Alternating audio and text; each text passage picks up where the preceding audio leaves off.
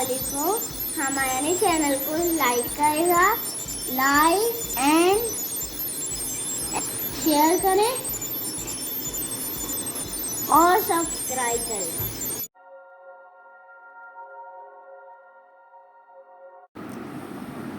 اعوذ باللہ السمیع العلیم من الشیطان الرجیم من حمزہ ونفخہ ونفثہ. بسم اللہ الرحمن الرحیم. ربی یسر ولا تعسر وتمم بالخیر ربی زدنی علما.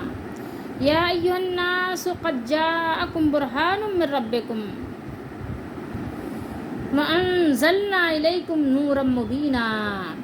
فاما الذین آمنوا باللہ واعتصموا بہ فَسَيُدْخِلُهُمْ فِي رَحْمَةٍ مِّنْهُ وَفَضْلٍ وَيَهْدِيهِمْ إِلَيْهِ صِرَاطًا مُسْتَقِيمًا.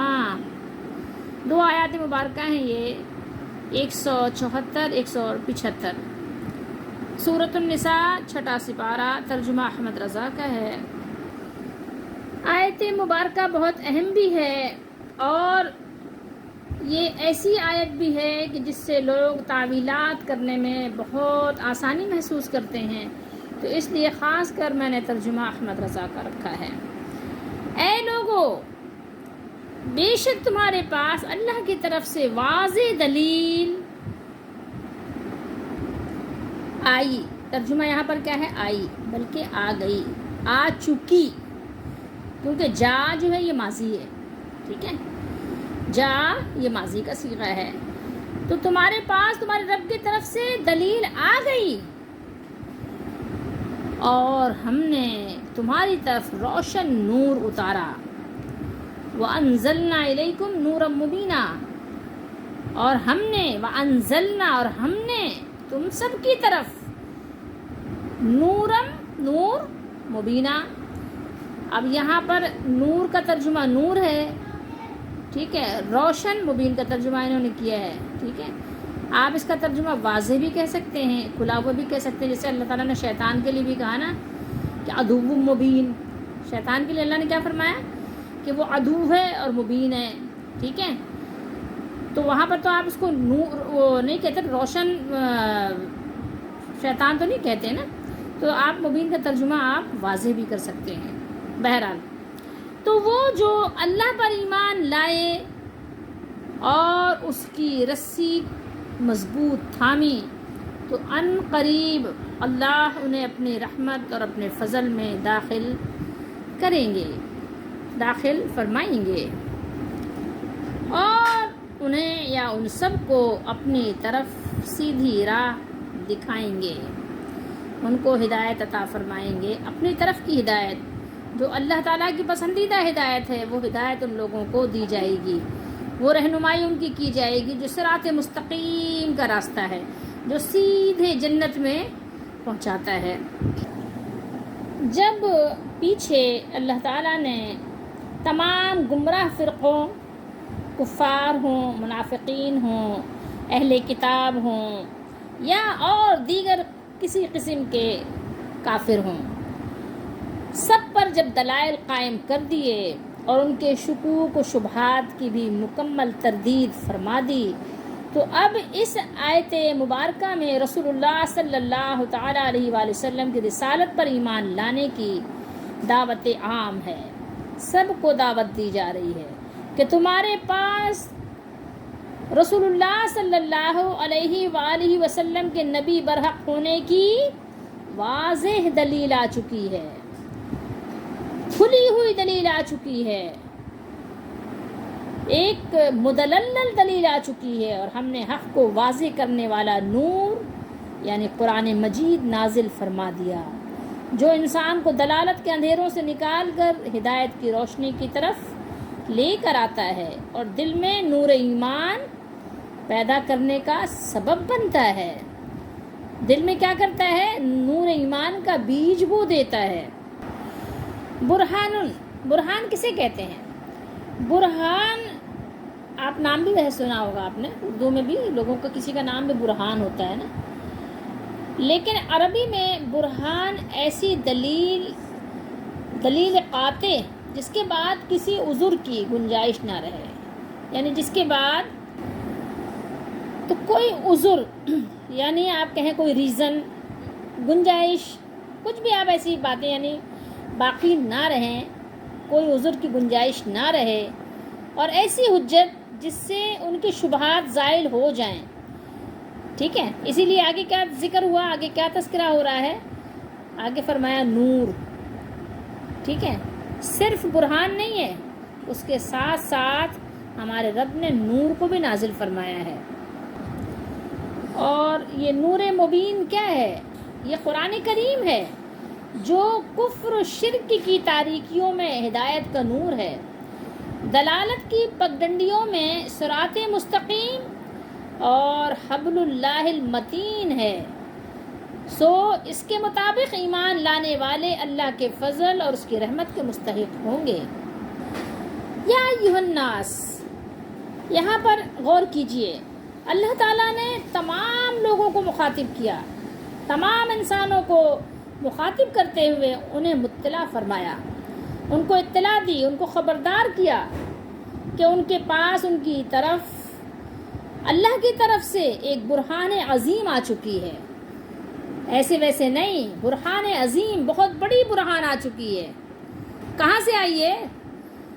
ہمارا اور آپ کا جو رب ہے، ہمارے رب کی طرف سے آ چکی ہے، آ چکی ہے، آ چکی ہے، آئے گی نہیں، آنے والی ہے نہیں، آ رہی ہے نہیں، آ چکی ہے. برہان عظیم اس حجت اور قطعی دلیل کو کہتے ہیں جس کی وجہ سے پھر کسی قسم کے عذر کی یا کسی قسم کے وضاحتیں، توضیحات کی پھر کوئی گنجائش باقی نہ رہے، اور ہر قسم کے شک و شبے کا ازالہ ہو جائے. اسی لیے اللہ تعالیٰ نے کیا فرمایا، وَأَنزَلْنَا إِلَيْكُمْ نُورًا مُبِينًا، اور ہم نے کفر اور دلالت کا اندھیرا دور کرنے کو تمہاری طرف چمکتا ہوا روشن واضح نور بھیج دیا ہے. نور مبین کے معنی کیا ہیں؟ ایسی روشنی کے ہیں جو حق کو واضح کرتی ہے. ابن جریج اور دیگر مفسرین کا قول ہے کہ اس سے مراد قرآن مجید ہے، فرقان حمید ہے. رسول اللہ صلی اللہ تعالیٰ علیہ وآلہ وسلم تشریف لائے تھے تو آپ کا ایک ٹائم پیریڈ تھا، ایک وقت تھا. ایک وقت تک رسول علیہ السلام، نبی علیہ السلام زمین پر رہتے ہیں. ایک جماعت ہوتی ہے جن کے درمیان رہتے ہیں، جن کے ساتھ رہتے ہیں. لیکن باقی بعد والوں کے لیے پھر کیا ہے؟ بعد والوں کے لیے کتاب ہوتی ہے. ٹھیک ہے، جس میں لوگوں نے آگے پیچھے کیا، ترمیم و تحریف کی. ٹھیک ہے، اپنے مطابق انہوں نے اس میں آئین و قوانین وضع کیے، لیکن قرآن کی ذمہ داری تو اللہ نے لی ہوئی ہے، کیونکہ اب کوئی نبی نہیں آنا، قیامت تک اسی کتاب پر عمل ہونا ہے. تو اللہ نے فرمایا فَأَمَّا الَّذِينَ آمَنُوا بِاللَّهِ وَاعْتَصَمُوا بِهِ، چنانچہ وہ جو لوگ اللہ پر ایمان لائے اور اس کے دین کی رسی کو مضبوط پکڑے رہے. وَاعْتَصَمُوا، کتاب الاعتصام بھی ہے نا بخاری شریف وغیرہ میں، اعتصام. ٹھیک ہے، اللہ کی رسی کو مضبوطی سے پکڑ لیا، دانتوں سے پکڑ لیا، داڑھ سے پکڑ لیا کہ چھوٹنے نہ پائے. کوئی بھی صورت نہ ہو کہ یہ کہیں ایسا نہ ہو کہ ڈھیلی پڑ جائے، چھوٹ جائے، ہاتھ سے گر جائے. رسی دیکھیے آپ نے، اگر آپ اس کی مثال دیکھنا چاہیں تو جب سیلابی ریلا آتا ہے، ٹھیک ہے، سونامی وغیرہ آتا ہے، اور اس میں جب لوگ ڈوب رہے ہوتے ہیں تو ہیلی کاپٹر سے رسیاں پھینکی جاتی ہیں. کبھی ایسے مناظر دیکھے ہیں؟ یوٹیوب پہ دیکھا ہوگا. تو رسیاں پھینکی جاتی ہیں. رسیاں کس طرح پھینکی جاتی ہیں؟ موٹے موٹے رسے ہوتے ہیں بہت مضبوط قسم کے، اور ان لوگوں کو کہا جاتا ہے اس کو پکڑ لو. وہ اچھی طرح مضبوطی سے پکڑ لیتے ہیں اور پھر اس کو کھینچ لیا جاتا ہے، اوپر ہیلی کاپٹر میں بٹھا لیا جاتا ہے، اور پھر اس کو ایسی جگہ، سیفٹی کی جگہ پہنچا دیا جاتا ہے جہاں پانی نہ ہو. دیکھا ہے نا؟ تو اگر وہ رسی پکڑنے والا جو پانی کے اندر ڈوب رہا ہے، جس کو ڈوبنے کا خدشہ، اندیشہ ہے، چاروں طرف پانی میں گھرا ہوا ہے، کسی پٹے پہ کسی چیز کا سہارا لے کے کھڑا ہوا ہے، اگر اس رسے کو اس نے نہیں پکڑا صحیح سے، ڈھیلا چھوڑ دیا، تو جب کھینچنے والا کھینچے گا تو کیا ہوگا؟ نیچے گر جائے گا پھر پانی میں، ٹھیک ہے؟ تو اس لیے بہت مضبوطی سے پکڑتا ہے وہ، کہ کہیں ایسا نہ ہو کہ رسہ مجھ سے چھوٹ جائے، پھر نیچے پانی میں گر جاؤں گا، ڈوب جاؤں گا، کیا ہوگا میرا؟ ٹھیک ہے؟ تو اپنی جان کی حفاظت کے لیے رسی کو بڑی مضبوطی کے ساتھ وہ پکڑتے ہیں نا، دیکھا ہوگا نا آپ نے۔ اللہ تعالیٰ بری گھڑی سے ہر ایک کو بچائے، اور اللہ تعالیٰ برے کاموں سے بھی بچائے کہ جس سے اللہ ناراض ہو جائے اور اس کا غضب اٹھنا پڑے۔ آج ہر طرف آپ دیکھیں تو اللہ کی ناراضگی کی جلوے نمائی ہیں، ہر طرف آپ دیکھیں بغاوت ہو رہی ہے، بارشیں ہوتی ہیں تو وہ بھی ایک اللہ کی ناراضگی کا ہی ایسا لگتا ہے کہ وہ جلوہ ہیں، دھوپ نکلتی ہے تو وہ بھی ایسا لگتا ہے کہ جیسے اللہ تعالیٰ کو ناراض کر دیا گیا ہے، اللہ تعالیٰ ہم سب سے راضی ہو جائے، توبہ کرنے کی ہمیں ضرورت ہے۔ تو اللہ کی رسی کو، بہرحال حالات اور معاملات اسی طرف جا رہے ہیں کہ جیسے کہ لوگوں نے سب نے مل کر اللہ کو ناراض کیا ہے۔ تو بہرحال ہمیں اللہ توفیق دے کہ ہم اپنے مالک کو راضی کریں اور اس کو ناراضگی سے بچائیں کہ ہم اپنے مالک کو ناراض نہ کریں، ٹھیک ہے؟ تو یہی ہے کہ اللہ کی رسی کو مضبوط تھامنا ہے، ٹھیک ہے؟ تو اللہ کی رسی کو کیسے مضبوط تھامیں؟ اللہ کی رسی کو مضبوط پکڑ لو، تھام لو۔ تو جن لوگوں نے تھام لیا وَاعْتَصَمُوا بِهِ، انہوں نے اللہ کی عبادت و بندگی کو اختیار کیا اور اپنے تمام امور، تمام معاملات میں اس کی ذات گرامی پر توکل کیا، بھروسہ کیا۔ توکل کرنا اور تدبیر کرنا یہ دونوں ایک ہی چیز ہے۔ تدبیر کریں گے تو توکل کریں گے، لیکن ہم نے کیا کیا کہ ہم نے دونوں چیزوں کو الگ الگ کر دیا اور اپنے حساب سے اس کو یعنی کہنا چاہیے سمجھنے کی کوشش کی، اپنے حساب سے اس کی توضیح کی یا اپنے حساب سے اس کی ڈیفینیشن کی۔ تو اس کو سمجھنے کی ضرورت ہے۔ انبیاء علیہ الصلوۃ والسلام تدبیر کرتے ہیں لیکن تدبیر پہ بھروسہ نہیں کرتے، بھروسہ اللہ پر کرتے ہیں۔ تدبیر پوری طریقے سے کیجیے، بہت مضبوط طریقے سے تدبیر کیجیے، کیونکہ تدبیر کا حکم ہمارے مالک نے دیا ہے۔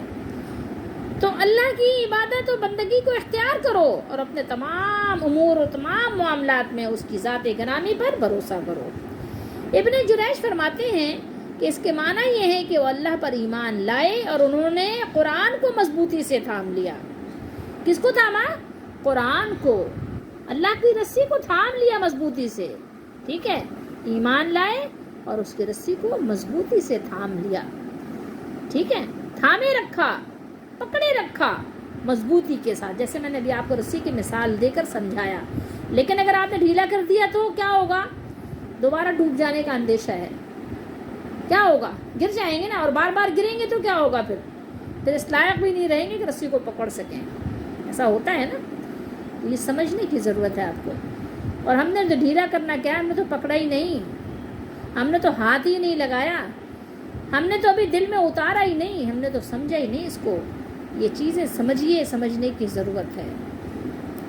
فَسَيُدْخِلُهُمْ فِي رَحْمَةٍ مِّنْهُ وَفَضْلٍ، آگے کیا فرمایا؟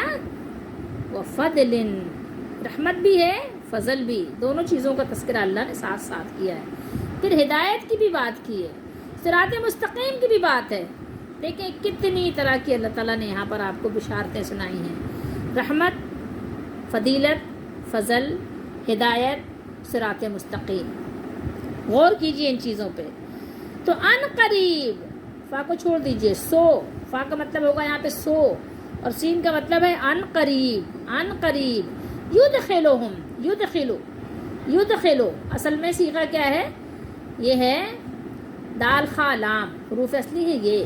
ہم تو یہ مذکر غائب کی ضمیر ہے، جمع مذکر غائب کی، ٹھیک ہے؟ تو ان قریب ان کو وہ اپنی رحمت اور اپنے فضل میں داخل فرمائے گا۔ کون؟ اللہ تعالیٰ۔ اللہ تعالیٰ اپنے فضل و کرم، اپنی رحمتوں میں ان لوگوں کو ڈھانپ لیں گے۔ کن لوگوں کو؟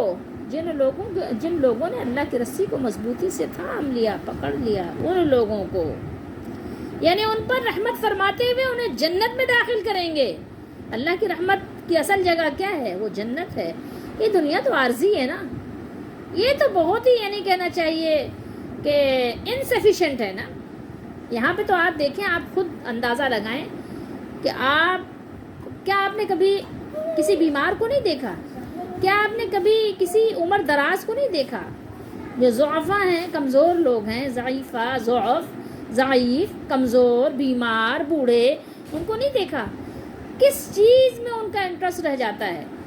ہاں، اگر وہ ابھی کسی کام کے تھوڑے بہت رہ گئے ہیں، بستروں کو نہیں لگے ہیں، تو ایک چیز کی خواہش ان کی باقی رہ جاتی ہے، وہ مال جمع کرنے کی، دنیا دار اگر ہے تو، ٹھیک ہے، میں دینداروں کی بات نہیں کر رہی۔ اور ایک دوسری چیز کی خواہش اگر رہ جاتی ہے تو وہ ایک جینے کی، کیونکہ دو چیزیں انسان کے ہمیشہ جوان رہتی ہیں۔ دنیا دار جو لوگ ہیں نا، ان کی دو چیزیں ہمیشہ جوان رہتی ہیں، ایک جینے کی خواہش اور ایک مال کی بڑھانے کی خواہش۔ تو یہ اصل رحمت کی جگہ دنیا نہیں ہے۔ دنیا میں کسی کے پاس اگر مال ہے تو آپ یہ نہیں سمجھے کوئی تو اللہ کی رحمت ہے، کوئی صحت مند ہے تو اللہ کی رحمت ہے۔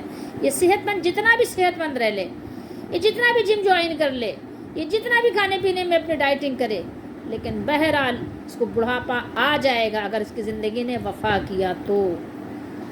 اس کو بڑھاپا آنا ہی آنا ہے، ٹھیک ہے، ورنہ جوانی میں موت اچک لے جاتی ہے۔ تو بہرحال اللہ کی اصل رحمت کی جگہ، اصل فضل کی جگہ، اور مزید یہ کہ اپنے فضل و احسان سے نوازتے ہوئے انہیں کئی گنا زیادہ اجر و ثواب اور درجات کی بلندی عطا فرمائیں گے۔ اللہ تعالیٰ ان بندوں کو جنہوں نے اللہ کی رسی کو پکڑے رکھا، مضبوطی سے تھامے رکھا، مرتے دم تک، اور اسی پر مرے، تو ان کے لیے یہ بشارتیں ہیں۔ وَيَهْدِيهِمْ إِلَيْهِ صِرَاطًا مُسْتَقِيمًا، اور اپنی طرف پہنچنے کا سیدھا راستہ دکھائیں گے کہ تاکہ وہ راستہ ان کو اللہ کے دربار تک پہنچا دے، عزت کے ساتھ، اکرام کے ساتھ، سعادت کے ساتھ، خوبصورتی کے ساتھ، احترام کے ساتھ اللہ تعالیٰ کی بارگاہ تک پہنچا دے۔ صراط مستقیم سے مراد ایسا واضح اور صاف اور سیدھا رستہ ہے جس میں کوئی کجی اور کوئی ٹیڑھا پن نہ ہو، بالکل سیدھا ہو۔ سارے راستے بند ہو جاتے ہیں تو پھر بھی مومن کے لیے صراط مستقیم کا راستہ ہمیشہ کھلا رہتا ہے، وہ رات کی اندھیریاں ہوں یا دن کا اجالا ہو، وہ جانوروں کا ریوڑ ہو یا انسانوں کا میدان ہو، کہیں پر بھی ہو، اس کے لیے صراط مستقیم کا راستہ کھلا رہتا ہے، اور صراط مستقیم سیدھا ہی ہے، اس میں ٹیڑھا پن نہیں ہوتا۔ دنیا اور آخرت میں مومنوں کا یہی حال ہوتا ہے کہ وہ دنیا میں اپنے اعتقاد اور اعمال کے اعتبار سے سلامتی اور استقامت کی راہ پر ہوتے ہیں، اور آخرت میں اس صراط مستقیم پر ہوں گے جو انہیں خوشا ان کو خوشی خوشی کہاں لے کر جائے گا؟ باغ بہارا، باغ بوستان، جنت الفردوس، جنت عدن، جنت نعیم کی طرف لے کر وہ راستہ ان کو جائے گا۔ سیدھے سیدھے آرام سے وہ خوش باش ہو کر مرحبا کی گونجوں کے ساتھ، آئیے آئیے، ادھر سے آئیے، ادھر سے آئیے، جناب والا تشریف لائیے، ان کو وہ راستہ جنت میں پہنچا کر آئے گا۔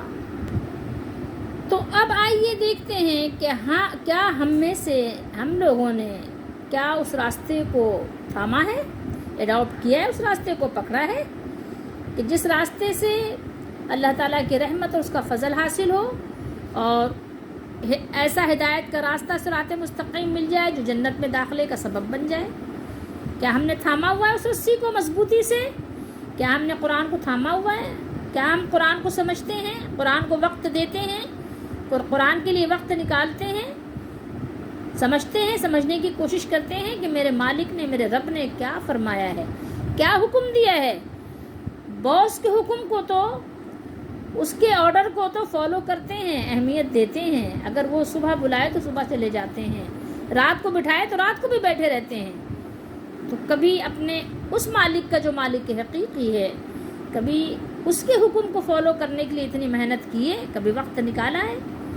کیا اس نے صرف آپ کو دنیا میں اس لیے بھیجا تھا کہ بس اپنے پیٹ کی پوجا کرتے رہو، بس روٹی بوٹی کی فکر میں لگے رہو، روٹی کپڑا اور مکان اسی لیے بھیجا تھا دنیا میں. انبیاء علیہ الصلوۃ والسلام کو جو اللہ نے بیان کیا کہ ان کا جو اسوہ ہے وہ بہترین ہے، تو کیا ان کا اسوہ یہی ہے صرف بس اپنا پیٹ پالو اور اپنے بچے پالو اور گھر بناؤ، بس اتنا ہی تھا؟ اس کے علاوہ آگے اس سے سوچ ہماری نہیں جاتی، نہیں سوچتے. سبق نکالو اپنے لیے اس میں اگر چاہتے ہو، کیونکہ دعووں سے اور باتوں سے کوئی جنت میں نہیں جائے گا، اور اللہ تعالیٰ کی جناب میں یہ فضول قسم کے عذر بھی کچھ کام نہیں آئیں گے، یہ جان لیجئے. اور اس کے علاوہ بہت سے لوگ یہ آیت کو لے کر نبی کریم صلی اللہ علیہ وسلم کو مراد لیتے ہیں کہ اس سے مراد نبی کریم صلی اللہ علیہ وآلہ وسلم ہیں. تو بے شک آپ کی ذات گرامی بھی ہے، دلیل ہے لوگوں کے لیے، اس میں کوئی شک نہیں ہے. لیکن لوگ جس مقصد کے تحت وہ بیان کرتے ہیں، اور پھر اس کے بعد وہ آتے اپنے بزرگوں تک جو آ جاتے ہیں، اپنے بنائے ہوئے بزرگ. میں ان بزرگوں کی بات نہیں کر رہی. بزرگ واقعی جو بزرگ ہیں وہ ہیں حضرت عمر رضی اللہ تعالیٰ عنہ جیسے ہستیاں بزرگ ہیں، بعد میں بھی آئے بزرگ، لیکن یہ میں ان کی بات نہیں کر رہی جو یعنی کہنا چاہیے کہ یعنی جو عالمگیری سچ ہے، جو تسلیم شدہ ہیں قرآن و حدیث کی روشنی میں تو ان کی بات کر رہی ہوں جو ماں و شما لوگوں نے بنائے ہوئے ہیں. اور پھر کہتے ہیں کہ جناب وہ اللہ کی طرف سے برہان ہے، ان کو کہتے ہیں برہان ہے. وہ آپ ذرا کبھی جائیں، یہ جو دربار ہیں، جو دربار لگتے ہیں نا، درگاہیں جو لگتی ہیں، ذرا کبھی وہاں جائیں تو صحیح، ذرا وہاں تماشے تو دیکھیں، آپ کو پتہ چلے گا لوگوں نے ان کو کیسے کیسے درجے دیے ہیں. تو وہ درجے تو کبھی نبی علیہ السلام نے بھی حاصل نہیں کیے لوگوں سے. اللہ نے ان کو وہ مقام، وہ بلندی دی تھی. لیکن آج اگر آپ جائیں کسی دربار میں، ذرا دیکھیں تو صحیح کیسے تماشے ہو رہے ہیں. اور پھر وہ اگر آپ ان سے بات کریں گے تو وہ آپ کو اس طرح کی آیات سناتے ہیں، اپنے مطلب کی آیات انہوں نے لے لی ہیں نا. اللہ نے فرمایا نا کہ ہر شخص نے قرآن مجید سے کیا کیا کہ اپنے مطلب کے وہ چیزیں نکال لیں. وہ ہے نا کسی کا شاعر کا کہ اڑائے کچھ ورق نرگس نے، کچھ لالے نے، کچھ گل نے، چمن میں ہر طرف بکھری ہوئی ہے داستاں میری. تو کیا ہے کہ کچھ کہیں سے لے لیا اپنے مطلب کی بات یہاں سے لے لی، اور کچھ اپنے مطلب کی بات کہیں اور سے لے لی، اور کچھ اور کہیں اور سے لے لی. قرآن کو تو چھوڑ ہی دیا، اپنے مطلب کی اور اپنے فرقے کی باتوں کو لے کر اسی پہ عمل پیرا ہے. اللہ تعالیٰ ہم سب کو سمجھنے کی توفیق دے کہ اصل میں برہان کیا ہے، اصل میں نور مبین کیا ہے، اصل میں تھامنا کس کو ہے، پکڑنا کس کو ہے، پکڑنا کس کو تھا اور پکڑ کس کو لیا، تھامنا کس کو تھا، تھام کس کو لیا، سمجھنا کس کو تھا، سمجھ کیا لیا.